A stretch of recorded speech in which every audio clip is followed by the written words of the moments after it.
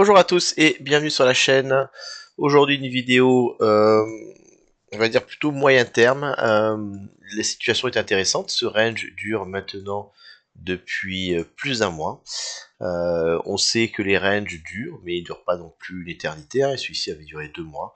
Donc le range commence à mûrir et on pourrait avoir à un moment donné une sortie de range. Et donc on va commencer un petit peu à se pencher non pas sur comment trade le range, mais comment déjà un petit peu réfléchir à ce qui pourrait se passer en cas de cassure soit vers le haut, soit vers le bas, soit de l'intégration, etc. Ok. Donc avant ça, je voudrais faire un petit rappel de comment est-ce que j'ai abordé cette situation.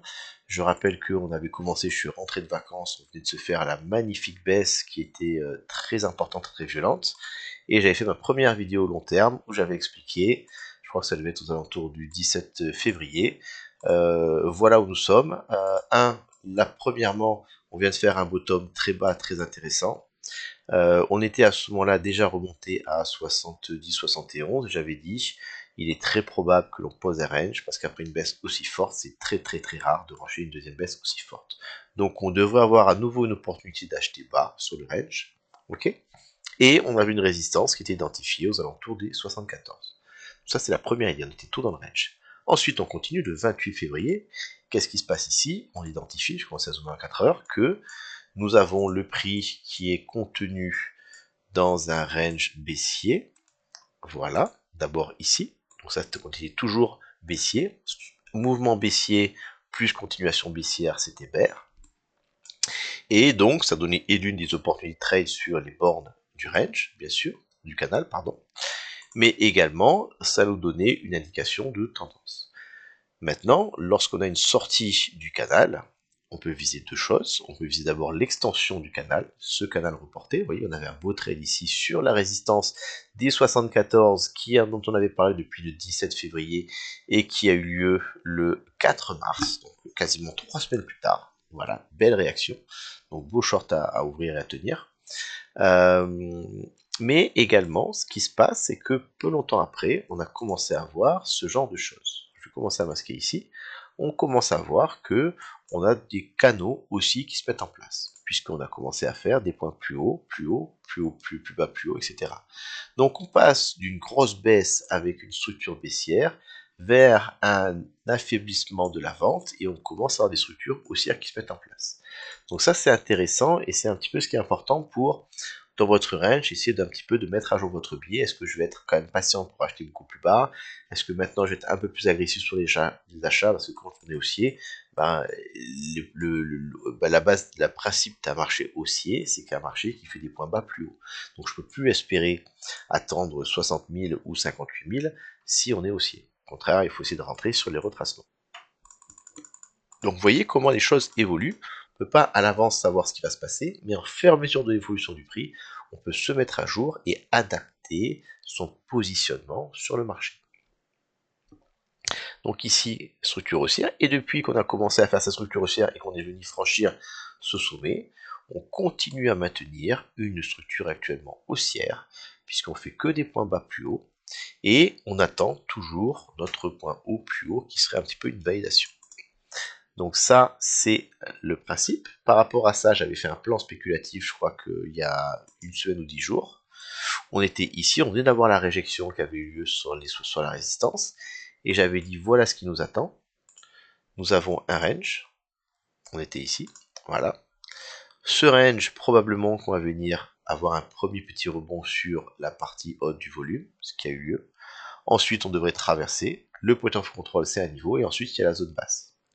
Zone basse où je m'attendais au moins un rebond partiel, et ensuite, probablement pour moi, on aurait une continuation baissière, parce que, actuellement, nous avons quelque chose qui a tendance à nous tirer vers le bas, qui est la bourse en général. Je regarde le S&P, et le S&P, lui, sur la même échelle de temps, en fait, il n'est que baissier. Voilà, le S&P, lui, il est en train de baisser, quand notre Bitcoin, lui, en 4 heures, il est en train de tenir un range, voire de commencer à monter. Donc on a une décorrélation actuellement entre les deux. Et ça, c'est intéressant. On va y revenir plus tard. Donc j'avais prévu ce plan-là, et j'avais dit, si on vient prendre les liquidités qui était là du double bottom, on pourrait probablement avoir un beau rebond. Et finalement, cette prise de liquidité a eu lieu. Je vous montre ce que j'attendais. Voilà. On attendait la prise de liquidité. On est venu. On a fait le rebond du coup sur la bourse. Quand elle a touché là-dedans, elle a rebondi. Notre Bitcoin, qu'est-ce qu'il a fait? Il est venu toucher et il a rebondi. Donc c'était une belle confluence. On a un bottom ici qui est le 9 mars. Et ici, j'ai le 6, 7, 8, 9 mars. Voilà, 9 mars. Pile poil, bottom sur la bourse remonte, ben le Bitcoin il s'arrête sur la zone basse et repart. Donc pour l'instant, plus de baisse n'est pas d'actualité. Bien, donc ça c'était juste la mise au point sur la situation actuelle. Maintenant, on va parler de ce qui pourrait se passer. Ok? Donc tout d'abord, on a toujours cette résistance qui est existante au niveau des 74 000, puisque nous avons ces liquidités qui sont ici. Nous avons actuellement le VWAP, c'est le volume moyen du prix depuis le top à 98 000 qui n'a toujours pas été touché, et généralement les premières touches des VWAP, c'est une résistance. Alors ça pourrait être seulement une petite touchette avec un petit retour, et puis après on franchit, hein. Mais en tout cas ici, probablement qu'il y aura une entrée de short, j'ai envie de dire assez entre guillemets facile à voir ce qui se passe réellement. On est en train de faire une structure haussière, donc le prix visiblement a envie de continuer à pousser. Donc pour moi, j'attends et je vais regarder attentivement ce qui va se passer ici. Est-ce que je vais avoir une entrée de short? Si oui, vu qu'on est actuellement haussier sur les 2 dernières semaines, je ne vais pas non plus attendre de faire un take profit très très bas. Je pense qu'il faut venir faire un take profit assez vite, c'est-à-dire probablement déjà sur le retour ici. Regardez, on fait ça, ça, on pourrait faire ça, ça, voilà, et continuer à monter. Donc, le retour c'est 70 000, me paraît intéressant comme TP1, et après j'ai le pot of control qui est ici. Donc, si le prix se fait rejeter, ok, donc éventuellement TP, et après voir ce qui se passe aussi, un gros piège, est-ce que, je sais pas, la bourse décroche encore plus fort, et tout ça nous entraîne, et on pourrait peut-être, après cette déviation, venir chercher plus bas. Certes.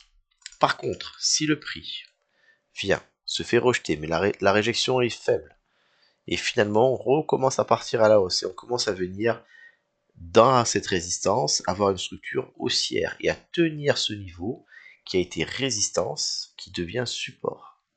À ce moment-là, il est probable que l'on aille jusqu'au niveau suivant. Et le niveau suivant, pour moi, il est ici, à 85 000. On va faire un petit peu de nettoyage. Et ici à 85 000, qu'est-ce que j'ai? J'ai le VWAP qui est en train de descendre du sommet. J'ai la borne basse du volume. J'ai également le Fibo qui est pris depuis le top jusqu'au bottom. Regardez, j'ai le 382. Donc on a le 382 avec la zone basse de volume, avec potentiellement dans 2-3 semaines le VWAP. Et j'ai également un gap CME qui avait été créé lors du breakout. Je vais vous le montrer, il est ici. Là j'ai un gap CME. Et ce gap CME, et ben son entrée, elle est également ici à 84 000.